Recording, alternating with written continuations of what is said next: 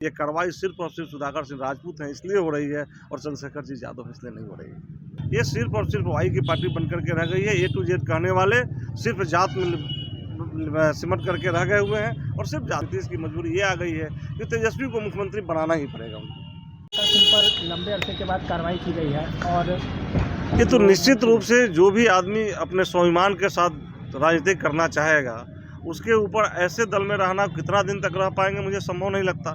सुधाकर सिंह ने अपने स्वाभिमान का परिचय दिया है और जो रियल में सरकार की स्थिति है उसको उन्होंने बताने का काम किया है। लेकिन यहीं पर आप देख लीजिए, सुधाकर सिंह बोलते हैं तो कार्रवाई होती है और चंद्रशेखर जी ने पूरे हिंदुस्तान के हिंदुओं का अपमान किया है तो उन पर कार्रवाई न होकर के बल्कि उनको इनाम की बात चलती है। तो सिर्फ जो परंपरागत वोट रही है भारतीय जनता पार्टी के जो अपर कास्ट के लोग वोट दिया करते हैं, निश्चित रूप से कहीं न कहीं उस पर कुताराघात किया गया है। ये कार्रवाई सिर्फ और सिर्फ सुधाकर सिंह राजपूत हैं इसलिए हो रही है और चंद्रशेखर जी यादव इसलिए नहीं हो रही है।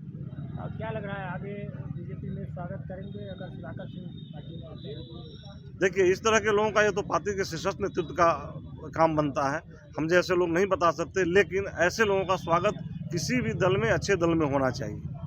चंद्रशेखर सिंह पर अब तक नहीं कार्रवाई की गई जबकि उनके पार्टी के लोग भी उनके खिलाफ बोल रहे हैं। निश्चित रूप से उन पर कार्रवाई होनी चाहिए। कार्रवाई नहीं होती है तो इसके लिए जन आंदोलन की शुरुआत हो रही है और पूरी जनता, बिहार ही नहीं हिंदुस्तान की जनता इसकी आलोचना कर रही है और निश्चित रूप से इसका जवाब उन लोगों को मिलेगा और इसका खमियाजा उनको आने वाले इलेक्शन में भुगतना पड़ेगा। क्या लग रहा है महागठबंधन अब ज़्यादा दिन चल पाएगी? नहीं चल पाएगी। जो महागठबंधन को एमवाई की पार्टी कही जाती थी वो कहीं से एमवाई की बात ही नहीं होती।